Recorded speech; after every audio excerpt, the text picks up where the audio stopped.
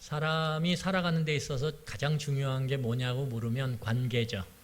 관계를 빼면 사람은 남는 게 없어요. 사람은 다른 건 다 잃어도 관계만 견고하면 그 황무지 같은 벌판에서도 삶을 일구 갈 수 있어요. 아무리 힘들고 어려운 상황에 처해서 웅덩이에 끝을 모르고 빠져들어도 관계가 분명하면 거기서 사다리를 놓을 수 있는 힘이 생겨요. 관계가 인생에 있어서 너무너무 중요하죠. 그런데 이 관계에 아주 중요한, 결코 부정할 수도 부인할 수도 없는 법칙이 한 가지 있어요. 물론 여러 가지의 법칙이 있어요. 관계를 어떻게 잘 유지할까? 다양한 법칙이 있죠.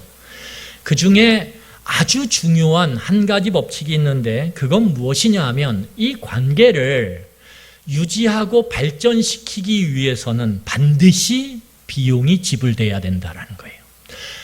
이 관계 법칙은 결코 부정할 수가 없어요.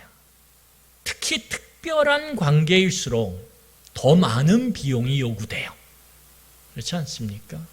여러분, 부모와 자식 관계, 이것만큼 특별한 관계가 어디 있겠어요? 피로 맺어진 관계죠. 그런데 이 관계가 잘 유지되고 발전되려면 어마어마한 비용이 들어갑니다. 그래서 여러분, 자녀를 잘 양육하기 위해서 부모들이 뭐라 그래요? 등골이 휜다 그러죠. 등골이 휜다 그러죠. 그래서 얼마 전에는 겨울만 오면 부모들의 등골이 휜다 그래요. 그래서 등골을 뽀샤트리는 등골 브레이커라고 하는 게 있어요. 그게 뭐예요? 노스 얼굴 뭐 이런 거 있지 않습니까? 너무너무 비용이 많이 들어가요. 자녀들을 키우려면.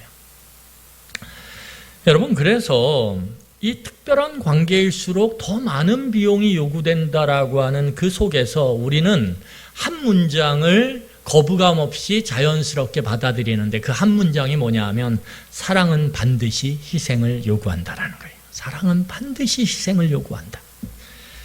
여러분, 아이를 낳고 키울 때도 그렇지만 연애할 때로 돌아가 보세요. 생각의 기억을 다시 되감아서 여러분 연애할 때, 지금 말고요. 지금은 아마 얼굴을 보면 불쾌와 상쾌가 공존할 거예요.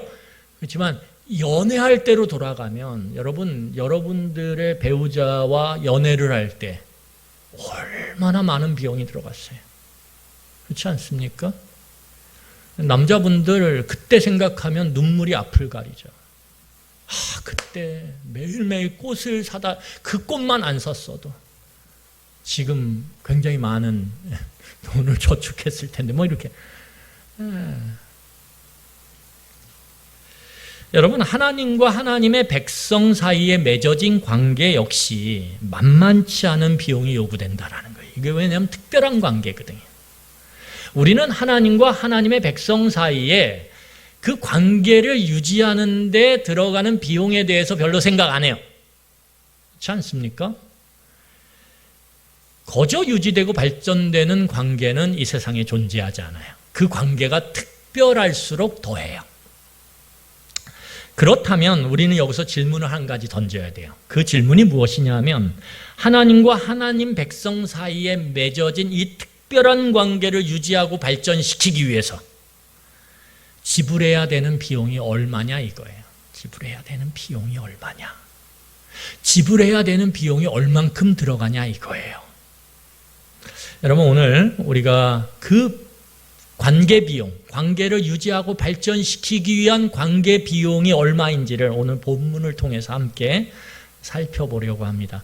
꼭 기억하셔야 돼요. 오늘 본문 십계명, 1계명은 하나님과 하나님의 백성인 우리와의 관계를 유지하고 발전시키기 위한 비용이 도대체 얼마가 들어가는지 그 관계 비용에 대한 이야기라는 걸 기억하셔야 돼요. 여러분, 출애굽기의 목적은 하나님께서 이스라엘 백성을 애굽을 다스리던 절대 군주인 파라오, 곧 바로 왕의 손아귀에서 끄집어낸 이유는 분명한 목적을 갖고 있는데 그것은 뭐냐면 하나님이 이스라엘 백성을 직접 만나기를 원하셨기 때문에 그래요. 직접 만나기를 원하시기 때문에. 어디서? 시내산에서. 그 시내산에서 하나님은 이스라엘 백성을 무엇으로 만나냐면 말씀을 통해서 만납니다. 말씀. 그래서 이 하나님께서 말씀을 통해서 자기 백성을 만난다라고 하는 이 사실은 그때서부터 지금까지 변하지 않아요. 오늘도 우리는 하나님을 매일매일 이 말씀을 통해서, 이 말씀 속에서 하나님을 만나고 그분과 교제를 할 수 있다라는 거예요. 여러분, 영이신 하나님께서 우리에게 보이는 말씀으로 우리와 함께 교제하기를 원하세요. 그리고 만나기를 원하세요. 그러면 이스라엘 백성들이 시내산에서 말씀을 통해서 이제 하나님과 만나게 되는데, 그 만남은 도대체 무엇을 위한 것이냐? 언약을 맺기 위한 것이라는 거예요. 언약. 여러분, 오늘날 신약 시대를 살아가는 우리에게 하나님이 이 말씀을 통해서 예배 가운데, 또한 나의 일상의 삶 가운데 말씀하세요. 그 말씀을 통해서 우리는 누구를 만나게 되냐면 예수 그리스도를 만나게 되고, 그 예수 그리스도 안에서 하나님과의 언약 관계가 시작됩니다. 그래서 예수 그리스도를 요한복음에서는 뭐라고 얘기하냐면 새 언약이다라고 명시를 해요. 예수 그리스도 안에서만이 하나님의 백성인 우리는 하나님과 공식적인 관계를 맺게 된다라는 거예요.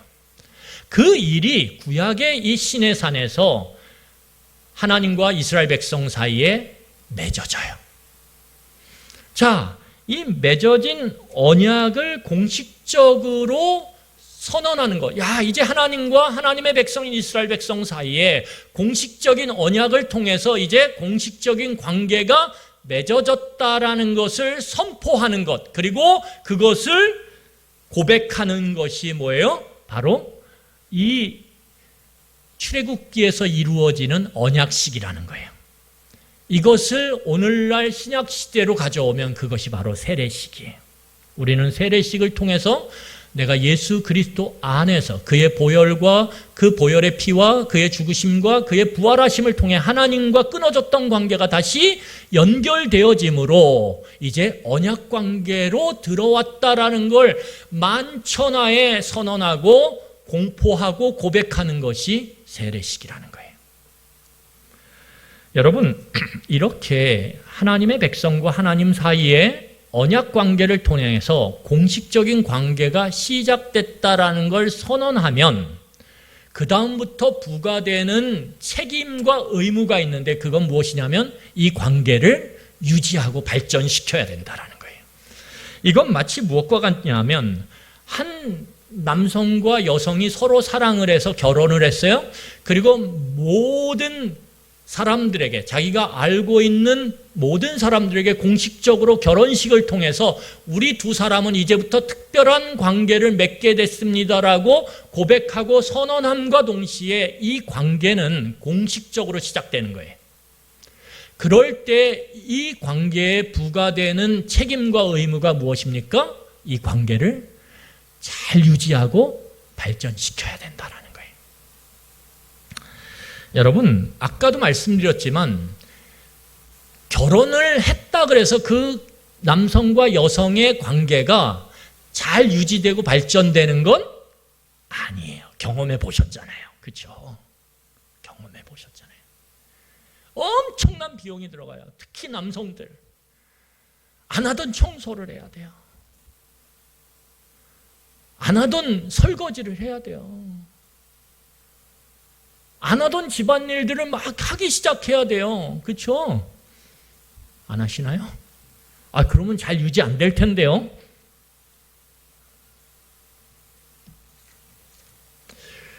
남성들이 잘 안 하던 상대방의 마음을 이해해주고 받아주는 이 어려운, 이 히말라야 산맥을 넘는 것과 같은 그 일을 해야 돼요. 아내가 머리를 하고 왔으면 눈을 똑바로 뜨고 봐야 돼요. 뭐가 변한 게 없나. 그리고 발견함 즉시 이야기해 줘야 돼요. 뭐라고요? 너무 잘 나왔다고. 너무 머리가 잘 나와서 내가 감격스럽다고. 히말라야 산맥을 넘는 것과 같죠. 그렇지만 넘어야 돼요. 넘어야지만 그 관계가 잘 유지될 수 있어요. 여러분들은 저와의 관계를 별로 맺고 싶지 않나 봐요. 제 안경이 바뀌었거든요. 하도 내려와가지고 눈을 가려가지고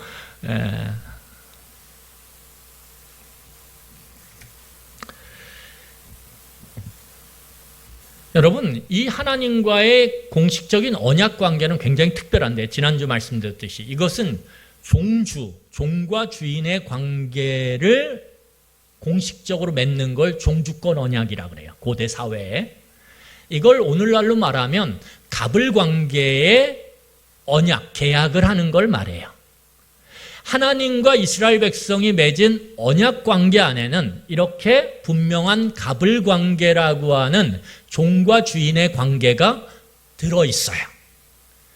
그런데 이것만 들어있으면 이것은 일방적이고 폭력적이고 억압적인 관계가 될 수 있어요. 대부분의 갑을 관계가 그래요.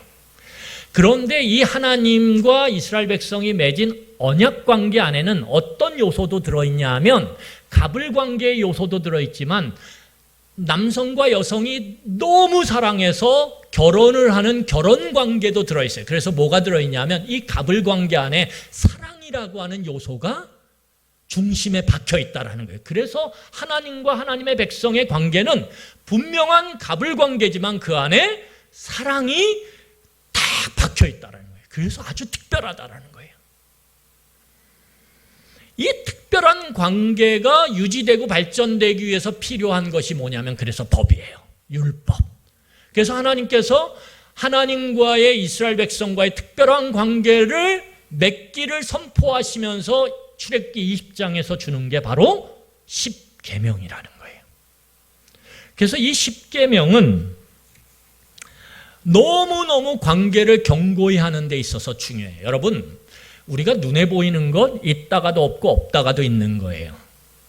그것은 진짜 복이 아니에요. 어떻게 진짜 복이 있다가도 없고 없다가도 있겠어요? 진짜 복은 지속성을 가져요. 그런데 그 지속성을 갖는 게 뭐냐면 관계라는 거예요. 제가 아까 처음에 말씀드렸듯이 있다가도 없는 것, 없다가도 있는 것은 그렇게 사라져버릴 수 있어요. 그런데 관계는 사라지지 않아요. 그래서 관계가 견고하면 황무지에서도 다시 일어날 수 있다니까요. 여러분, 그래서 관계가 견고해지는 것, 관계가 잘 유지되는 것, 관계가 날마다 깊어지고 발전하는 것이 진짜 복이에요. 이게 진짜 복이라는 거예요. 여러분, 그래서 우리가 성경을 보면 시편에 가면 다윗이 나와요. 다윗은 왕이 되는 과정 가운데 그의 대부분의 인생이 죽을 고비를 고비고비 넘어요.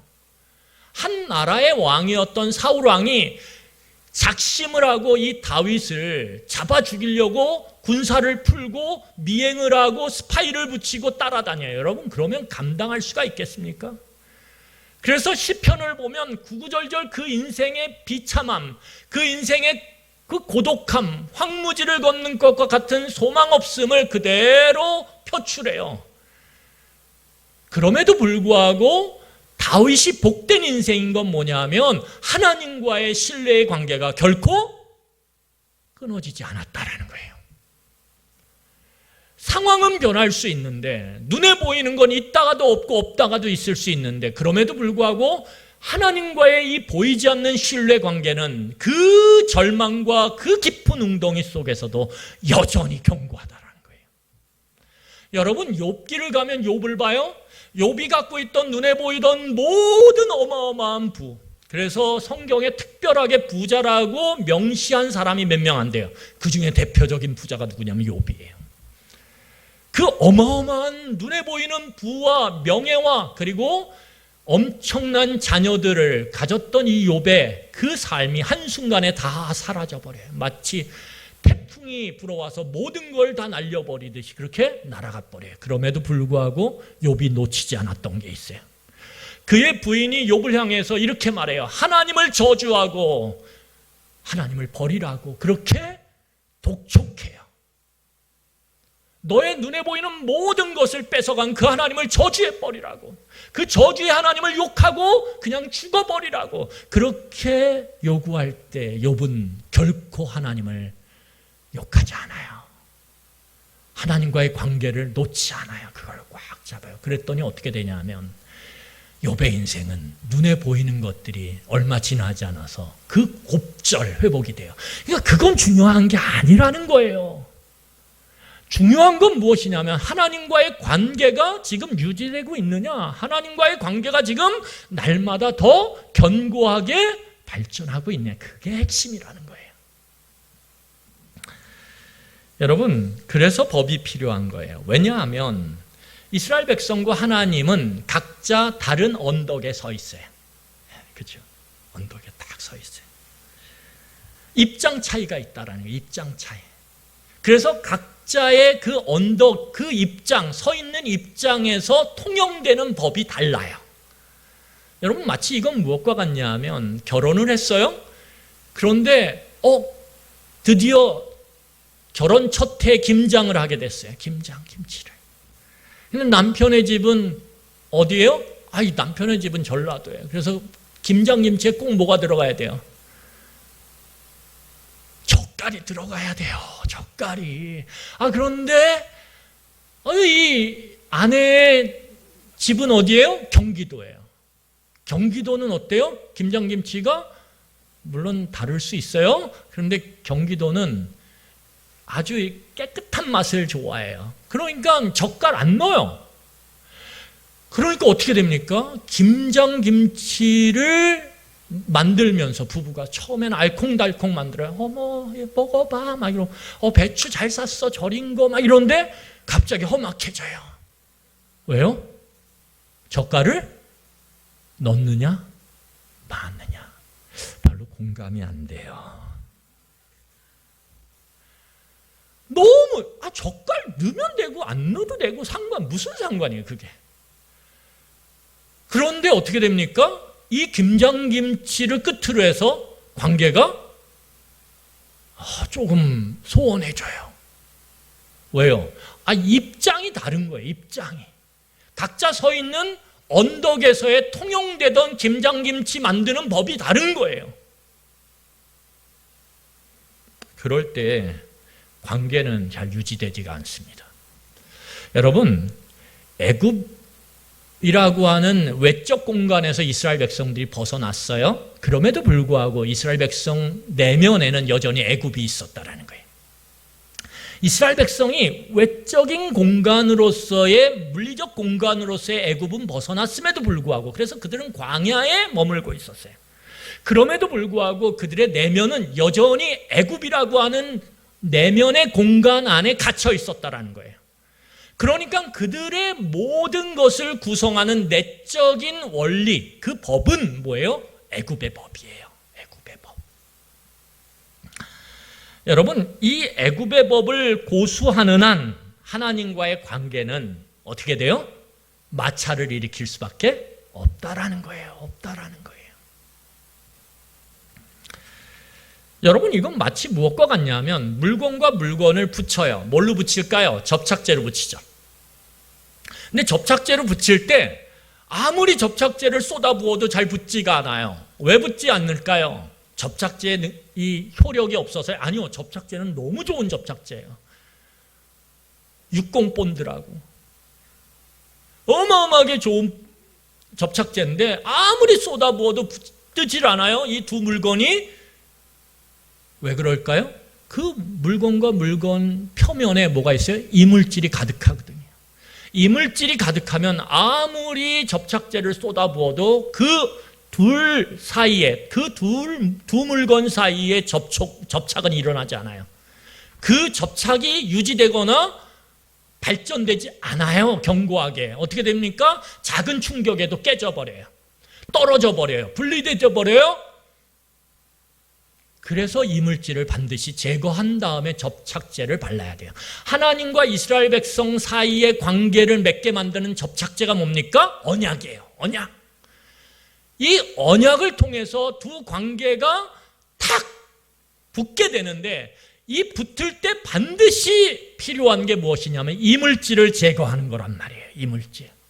이물질을 제거하지 않으면 특별히 내면의 애굽이라고 하는 그 애굽의 이물질, 그 애굽의 이물질을 제거하지 않는 한 아무리 하나님과 이스라엘 백성이 외적인 언약을 통해서 언약식을 성대하게 치르고 그 두 관계를 견고하게 유지하고 발전시키려고 애써도 되지 않아요. 내면의 애굽의 이물질을 제거해야 돼요.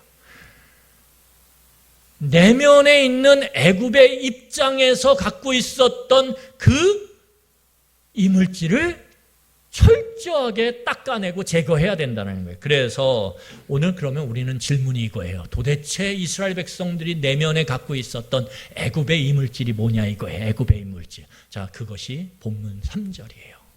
이게 애굽의 이물질이에요.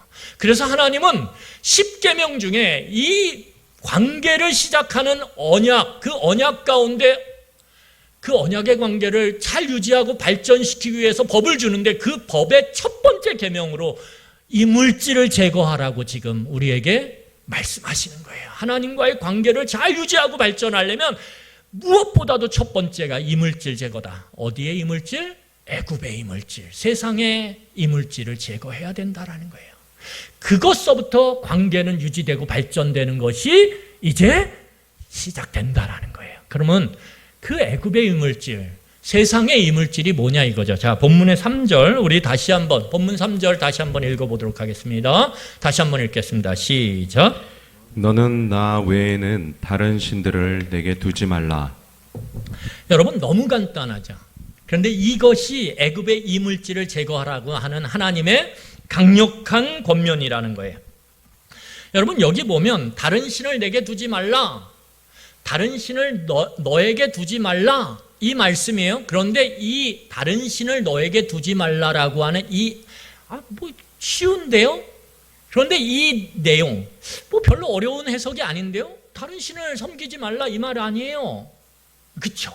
그런데 이 다른 신을 너에게 두지 말라라고 하는 이 구절을 좀 더 명확하게 파악하기 위해서 우리가 살펴봐야 되는 구절이 있어요. 그게 뭐냐면 나 외에는이에요. 나 외에는. 꼭 기억하세요. 나 외에는. 이 구절이 해석돼야 다른 신을 내게 두지 말라라고 하는 이 구절이 더욱더 선명해져요. 자, 그러면 나 외라고 하는 말은 뭐냐? 이 나 외라고 하는 이 단어가 히브리어로 얼굴이란 뜻이에요. 히브리어 몰라도 돼요. 의미만 얼굴이에요. 그러니까 이 나 외라고 하는 이 구절을 보통 해석하면 세 가지로 해석되어져요. 다 기억하실 필요 없어요. 하나는 뭐냐면 하나님과 대적하여 이 말이에요. 하나님과 대적해서 다른 신을 너에게 두지 말라 이 말이에요. 두 번째는 하나님의 얼굴 앞에서 다른 신을 너에게 두지 말라 이 말이에요. 다른 신을 너에게 두지 말라. 세 번째가 뭐냐면 하나님과 나란히 다른 신을 너에게 두지 말라 이 말이에요. 하나는 대적해서, 하나는 얼굴 앞에서, 하나는 뭐예요? 나란히. 그러면 맥락에서 보면 지금까지 우리가 출애굽기를 살펴오면서 이 맥락에서 보면 이 나 외라고 하는 단어가 맥락 안에서 그것을 잘 잇는 의미는 뭐냐? 세 번째예요. 뭐라고요? 한번 따라해 보시죠. 하나님과 나란히. 하나님과 나란히 다른 신을 두지 말라라는 거예요. 여러분 그래서 계명 1계명을 생각하실 때 어떻게 머릿속으로 해석하셔야 되냐면 이 1계명을 읽으신 다음에 하나님과 나란히 다른 신들을 놓지 말라라는 거구나. 나란히.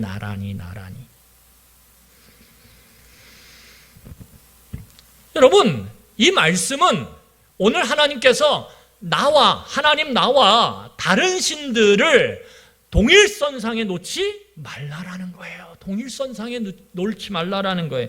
여러분 우리가 이 10계명의 첫 계명이 3절이라는 것이 어마어마하게 중요하다라는 걸 기억하고 이 본문을 살펴봐야 된다라는 거예요. 하나님과의 관계를 유지하고 발전시키기 위해서 가장 중요한 건 뭐냐면 하나님과 나란히 다른 신들을 두면 절대 안 된다라는 거예요.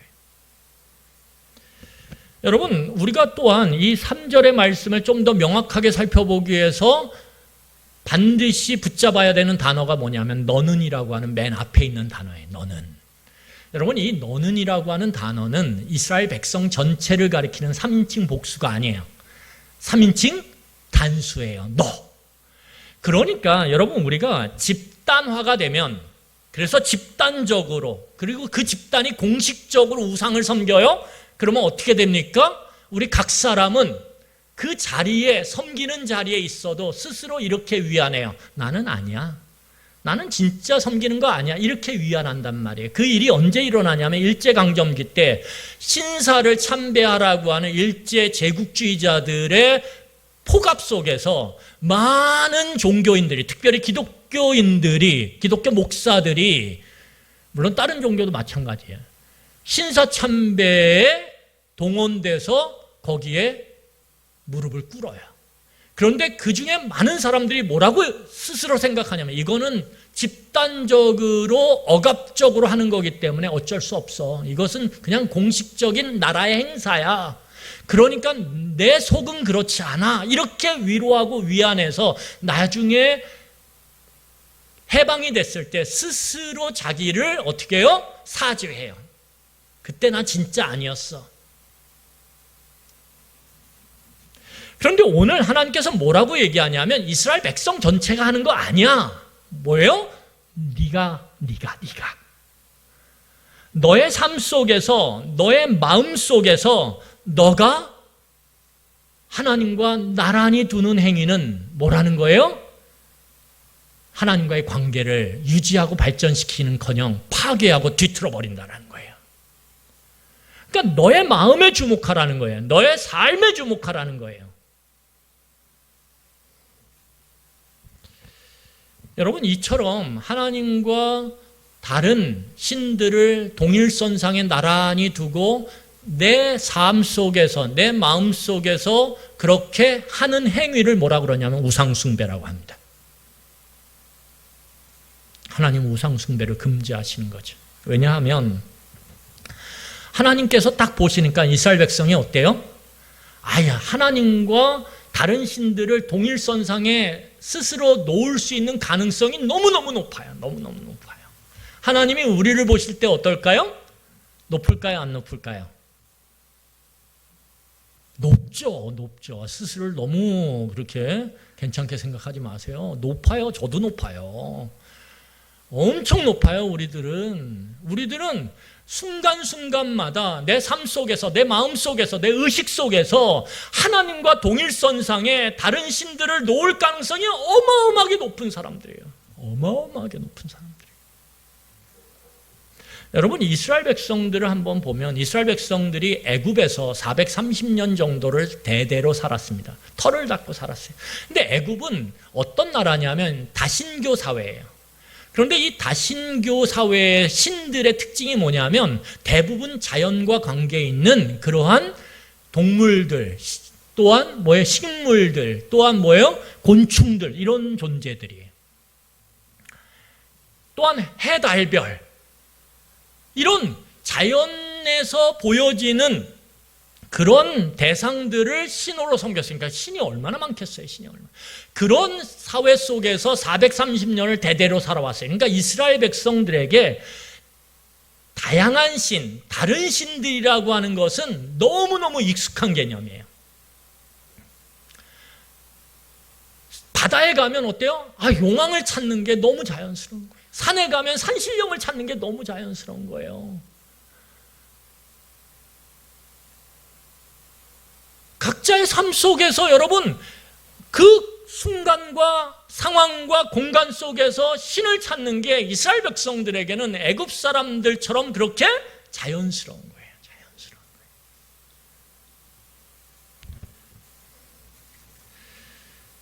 그렇기 때문에 이스라엘 백성이 이 내면의 입장, 애굽의 입장에 서 있는 이 내면의 입장이 바뀌지 않는 한 그들이 어떠한 외적인 공간, 외적인 상황 가운데 놓여 있든지 상관없어요. 그들은 얼마든지 하나님을 옆에다 나란히 둔 상태로 다른 신들을 다 세울 수 있을까요? 있죠. 있죠. 이 내면의 입장이 변하지 않는 한, 내면의 입장이 애굽의 둔덕에 서 있는 한 그들은 언제든지 시공간을 초월해서 시간이 흘러도 상관없어요. 공간이 변해도 상관없어요. 상황이 변해도 상관없어요. 얼마든지 하나님 옆에 다른 신을 다 세울 수 있어요. 내가 그리스도인이지만 내가 여전히 세상의 입장의 언덕에 서 있는 한 우리는 언제든지 어떤 상황 속에서든지 하나님과 동일한 위치의 선상에 다른 신들을 세울 수 있어요. 점을 볼 수 있어요. 삼신할머니를 찾을 수 있어요.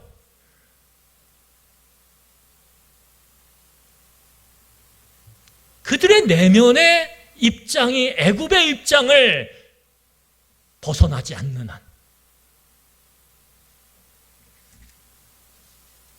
여러분, 이건 마치 무엇과 같냐면 인터넷 게임, 아이들이 인터넷 게임 주로 하죠. 물론 아이들만 하는 건 아니지만, 그러면 그 인터넷 게임에 뭐가 있어요? 아이들이 레벨업이라는 걸 하고 싶어 해요.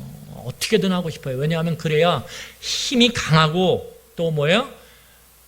여러 가지 무기를 갖고 있는 아주 능력 있는 캐릭터를 가질 수 있거든요. 아이들은 그거를 갖고 싶어 해요. 그런데 이 캐릭터 교체하는 이러한 성향들이 우리의 삶에는 없을까요? 있죠. 우리가 하나님을 섬기는 것 같지만 어느 순간에 어떤 상황 속에서는 우리는 얼마든지 하나님과 동일한 선상에 다른 신들을 세워놓고 그 신을 붙잡을 수 있어요. 캐릭터를 바꾸듯이 우리는 상황에 따라 교회에서는 하나님, 직장에서는 상사를 붙잡는 거예요. 저 상사가 내 신이다. 저 사람을 붙잡아야 이 직장에서는 승승장구할 수 있다. 그래서 어떻게 해요? 그 사람 붙잡아요. 그 사람이 요구하는 일이라면 얼마든지 뭐든지 다 해요. 집안으로 오면 누가 신이에요? 공부 잘하는 둘째가 신이에요. 첫째, 너는 둘째 공부, 얘가 우리 집을 일으킬 소망이다. 그리고 어떻게 해요? 둘째를 향해서 온갖 애정과 사랑을 다 쏟아부어요.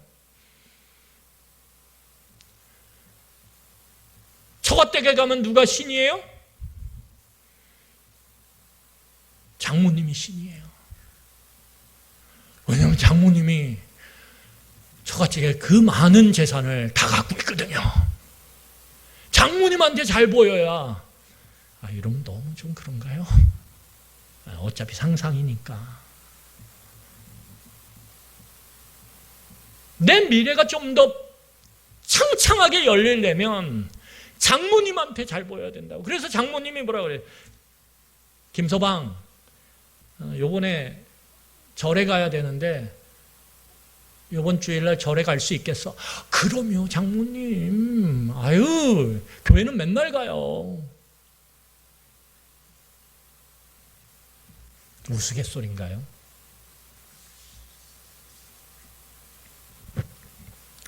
여러분, 만약에 이스라엘 백성의 각자의 삶 속에, 그들의 마음 속에, 그들의 의식 속에 이 다양한 신들을 하나님과 동일선상에 나란히 두고 섬긴다면 어떻게 될까요?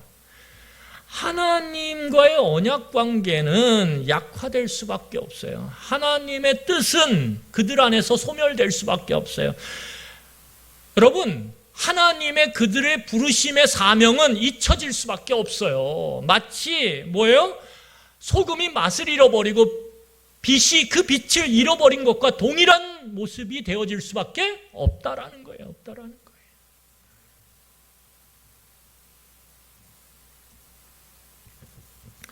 여러분, 원래 이스라엘 백성을 하나님께서 애굽과 바로의 손아귀에서 구원하신 이유는 하나님이 만나기 위해서라고 그랬어요. 그 만남은 언약을 위해서고, 언약은 관계를 맺기 위해서라고 그랬어요.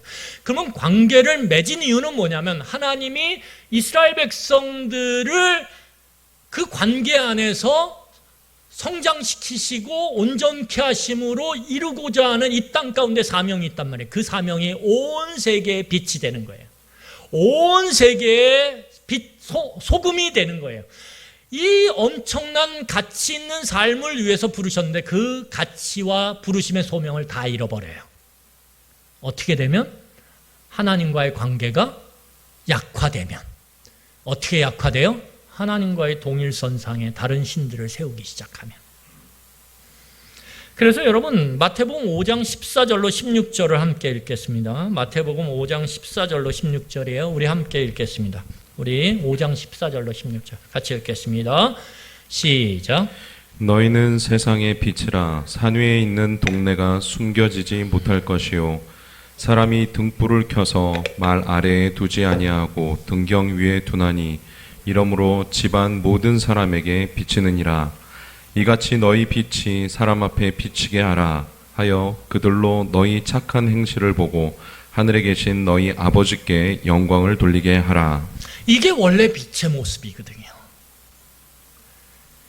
그런데 이 빛이 자가 발전하지 않아요. 이 빛은 뭐가 있어요? 근원이 있다라는 거예요. 빛을 내게 만드는 근원, 그 근원이 하나님과의 뭐예요? 연결됨이란 말이에요.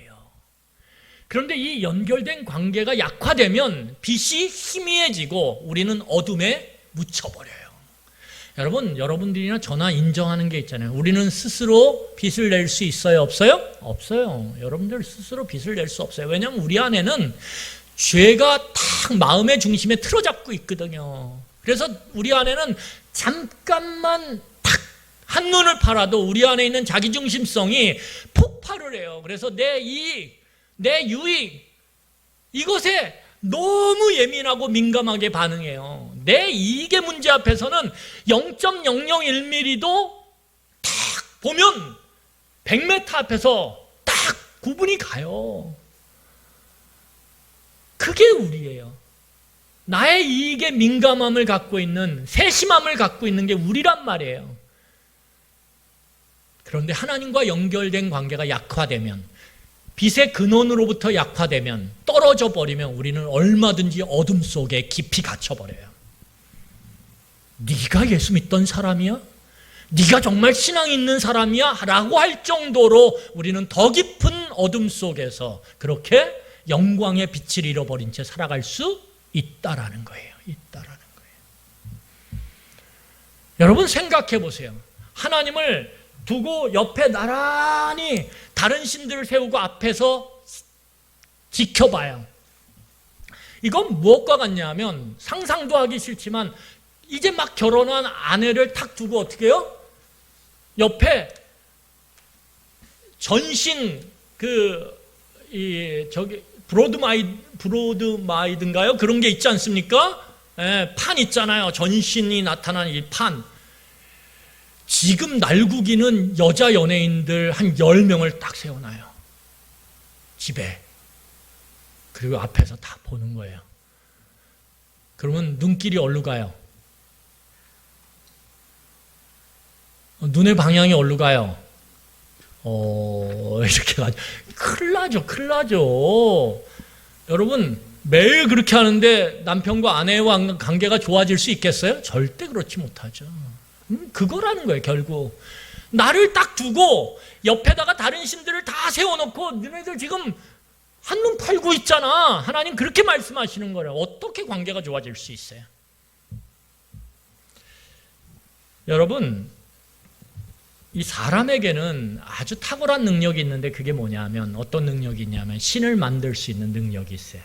이 사람에게 있는 능력이에요. 사람은 신을 만들어내는 능력이 굉장히 탁월해요. 왜 그러면 사람이 이렇게 다양한 신들을 만들어낼까? 만들어내는 이유가 있어요. 사람에게는 뭐가 있어요? 욕망이 있거든요. 근데 이 욕망이, 이 다양한 욕망이 어떻게 해요? 지속적으로 채워지지 않으면, 욕망은 너무 분출을 하는데 욕망이 채워지지 않아요? 그런데 그 욕망을 채울 능력이 자신에게 없어요. 약함이 있는 거죠.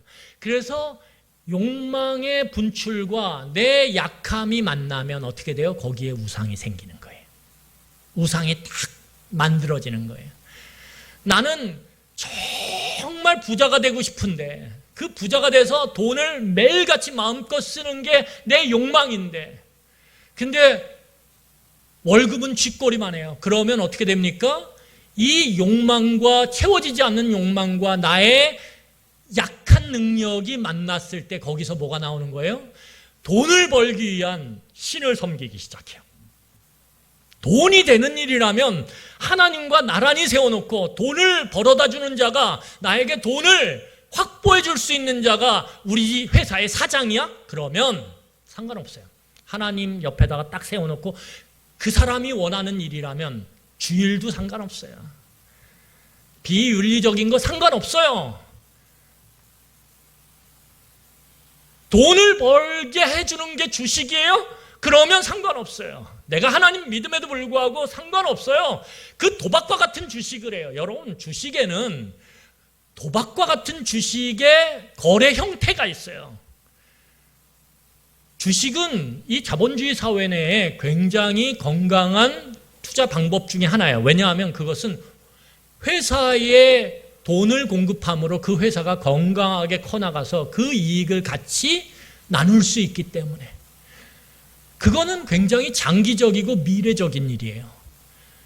그런데 사람들은 그러지 않아요. 당장의 욕망이 지금 당장 돈을 벌고 싶어요. 그래서 마치 갬블러가 돼서 어떻게 해요? 투기를 하듯이, 도박을 하듯이 그렇게 주식을 해버려요. 초 단위로 하고 분 단위로 해버려요. 그건 도박이에요. 여러분, 그걸 하니까 어떻게 돼요? 아유, 말씀 배울 시간이 어디 있어요? 그렇지 않습니까? 유튜버에서 어떻게 하면 주식을 짧은 시간 안에 돈을 많이 벌까? 그거 소개해주는 유튜브 계속 찾아봐야죠. 기도할 시간이 어디 있어요?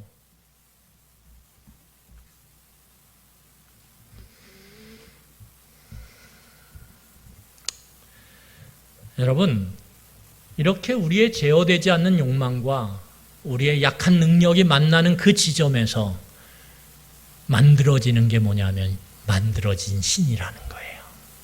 우리는 다양한 신을 만들어요.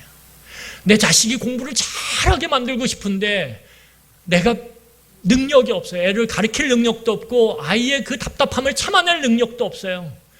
그렇다고 아이의 머리가 좋은 것도 아니에요. 그러면 어떻게 할까요? 그 약함 사이에서 신이 만들어져요. 그래서 탄생하는 게 뭐예요?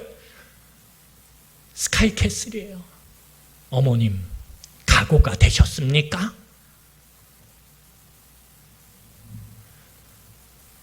그리고 그 선생의 모든 걸 다 바쳐요.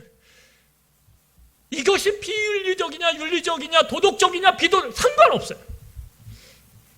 내 욕망만 채울 수 있다면 얼마든지 자식을 사랑한다라고 하는 그 말도 안 되는 그 이름 밑에 남들을 짓밟고 깔아뭉개죠. 자기 자식 귀한 줄 알면서 남의 자식은 아무렇지도 않게 돼야죠.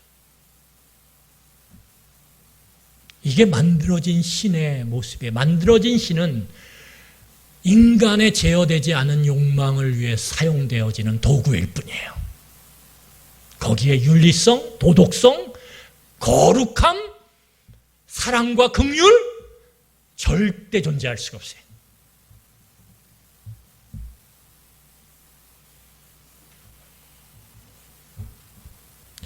여러분, 이 만들어진 신에는 다양한 종류가 있어요. 사람도 만들어진 신이에요. 예를 들면 애굽의 바로 자기를 신이라고 그러거든요. 태양신의 아들이다. 내가 신이다. 자기가 약한 거 알아요. 그런데 남들의 꼭대기 위에 서서 마음껏 신처럼 지배하고 싶은 그 지배의 욕망이 멈추질 않아요. 그러니까 그 멈추지 않는 지배의 욕망과 자신의 신체적, 지적, 정서적 연약함이 합쳐지면 어떻게 해요? 자신을 거짓 신으로 둔갑시키죠. 내가 신이다 이렇게. 그런 목회자들한테 속지 마세요.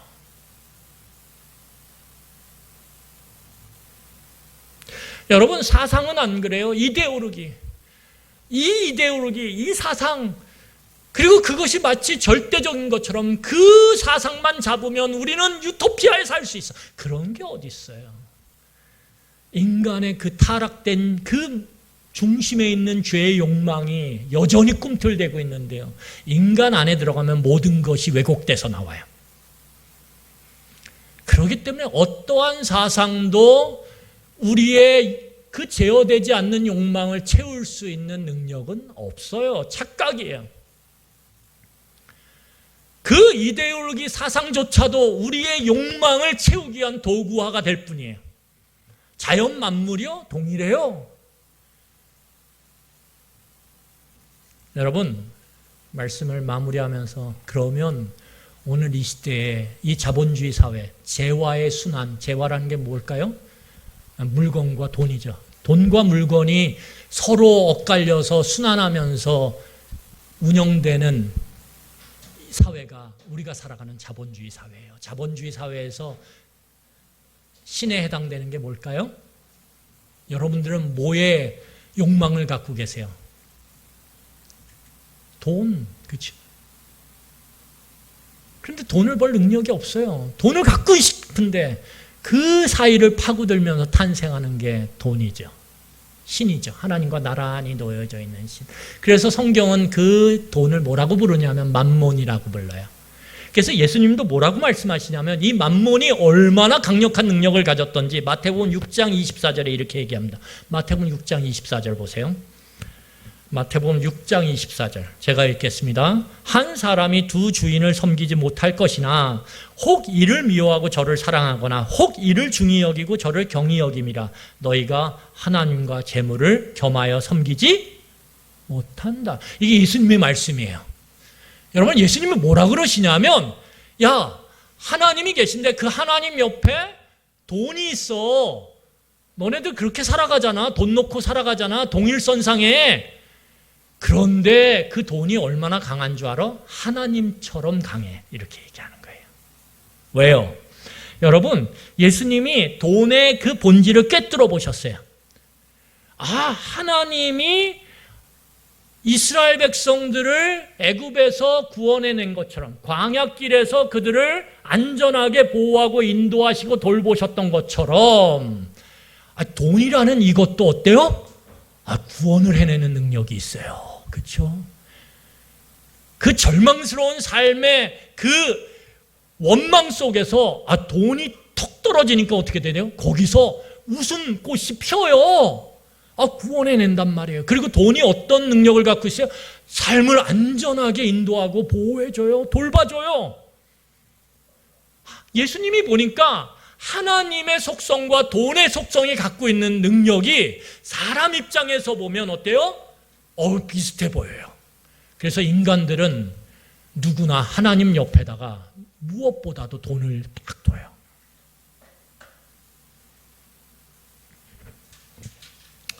그럴 때 어떤 일이 일어나느냐? 어떤 일이 일어날까요? 오늘 우리가 읽었던 마태복음 6장 24절에 보니까 하나님을 하찮게 여기기 시작한다라는 거예요. 하나님과의 관계를 우습게 생각하기 시작한다는 거예요. 돈을 벌기 위해서 내 하나님 옆에 서 있는 그 돈을 위해서 얼마든지 하나님을 쓰레기 취급할 수 있다라는 거예요.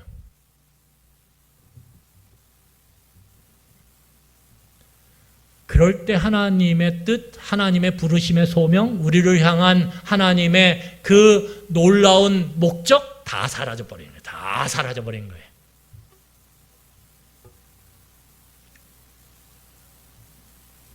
그래서 오늘 요한 사도는 이렇게 우리에게 강력하게 권면해요. 자, 요한 1서 5장 21절 보세요. 우리 요한 1서 5장 21절 보고 말씀을 마무리하겠습니다. 우리 같이 큰 목소리로 같이 읽겠습니다. 요한 1서 5장 21절은 밑줄 딱 쳐놓으세요. 자, 같이 읽겠습니다. 시작. 자녀들아, 너희 자신을 지켜 우상에게서 멀리하라. 오늘 우상을 어떻게 하라 그래요? 멀리하라 그래요. 여러분, 하나님과 우상을 나란히 세워놓으면 절대 우상은 우리로부터 멀어질 수가 없어요. 그렇지 않습니까? 요한 사도는 날마다 하나님을 가까이 하라 그래요. 하나님은 사랑이시다. 그 하나님을 너의 마음 가운데 날마다 모셔라. 이렇게 권면해요.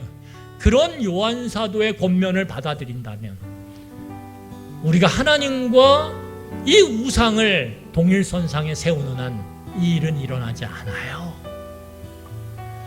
하나님을 가까이 하고 우상을 멀리 하려면 같은 선상에 세워서는 안 돼요. 끊임없이 우상을 멀리 몰아내야 돼요. 왜냐하면 우리는 아까 그랬잖아요. 우리는 우상을 만드는 공장이에요. 조금만 틈이 생기면 어떤 상황과 공간 속에서 우리는 하나님과 동일한 선상에 다양한 신을 만들어 그리고 그 자리에 놓고 거기에 지극정성을 다해요. 우리는 그 만들어진 신을 위해서 하나님의 말씀을 얼마든지 모른 척하고 외면한 채 그 신을 섬겨갈 수 있는 그런 탁월한 능력을, 그런 가능성을 갖고 있는 존재예요.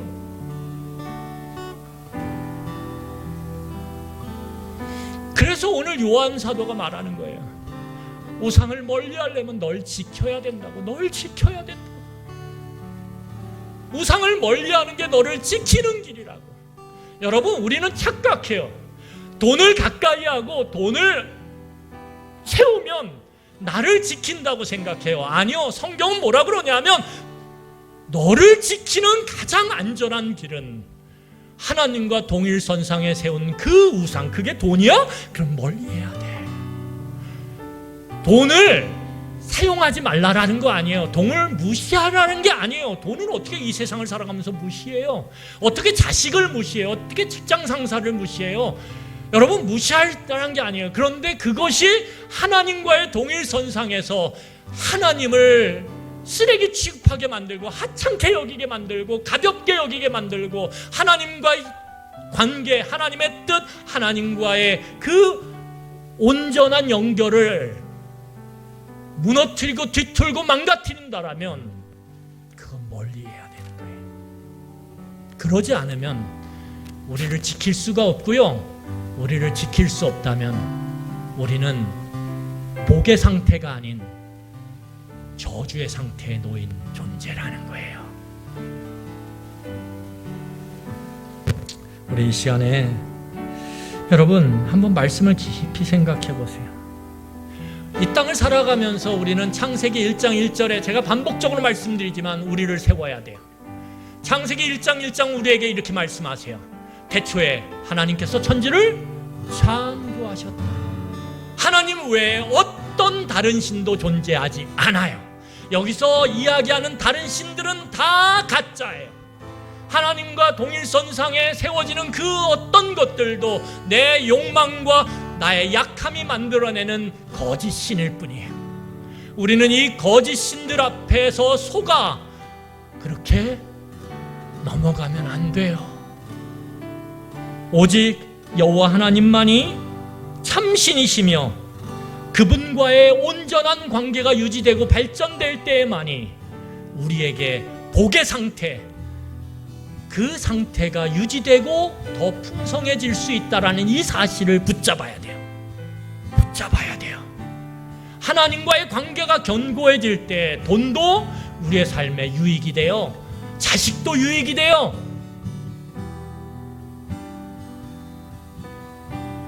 여러분, 제가 한 가지 권면을 드리겠습니다.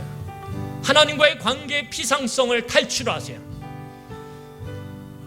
여러분 생각해 보세요. 하나님을 놓고 지금 여러분들이 자식을 옆에다 나란히 놓았어요.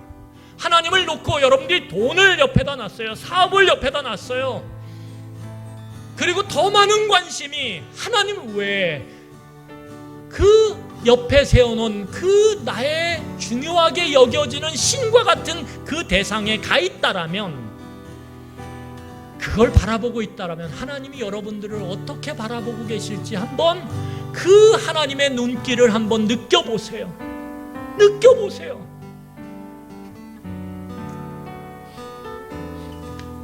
우리 시간에 같이 찬양하며 그 하나님의 그 눈길을 한번 깊이 묵상하는 시간을 같이 갖기를 원합니다. 내가 주인 삼은